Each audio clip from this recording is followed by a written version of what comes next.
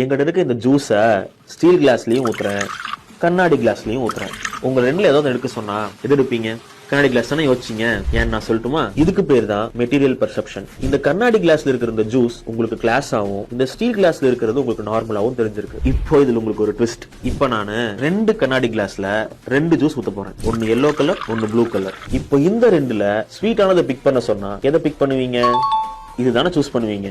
ஏன்னா இதுக்கு பேர் தான் கேஸ்ட்ரோ விஷுவல் பர்செப்ஷன். உங்க ஃபுட்டோட டேஸ்ட எப்பவுமே அந்த ஃபுட்டோட கலர் இன்ஃப்ளூயன்ஸ் பண்ணும். பொதுவா எல்லோ, ஆரஞ்சு, ரெட் அந்த கலர்லாம் ஃபுட் கிரேவிங்ஸை இன்க்ரீஸ் பண்ணும், டேஸ்ட் பட்ஸ் ஆக்டிவேட் பண்ணும். இத கூட விடுங்க. இப்போ நான் ஒரே காஃபியை தான் கண்ணாடி கப்லயும் விடுறேன், பீங்காங் கப்லயும் விடுறேன். இப்போ ரெண்டுமே ஒண்ணுதான் தெரியாத ஒரு ஆளை கூப்பிட்டு எந்த காஃபி கசப்பா இருக்குன்னு கேட்டா 80% பீங்கான் கப்ல தான் சொல்லுவாங்க. இதுக்கு பேர் தான் சென்சரி பர்செப்ஷன். ஏன்னா இந்த பீங்கான் கப்ல இருக்கிற காஃபி கிளாஸ் கப்ல இருக்கிற காஃபியை விட பாக்குறதுக்கு டார்க்கா தெரியும். சிப் பண்ணும் போதும் பிரெயின் அதைத்தான் யோசிக்கும், உங்களுக்கு இது கசப்பா தான் தெரியும். இந்த மாதிரி டிஃப்ரெண்ட் டைப் ஆஃப் சைக்கலாஜிக்கல் பர்செப்ஷன்ஸை மார்க்கெட்டிங்ல நிறைய யூஸ் பண்ணுவாங்க. இப்போ நீங்க எங்கெல்லாம் ஏமாந்தீங்கன்னு யோசிச்சு பாத்துக்கோங்க.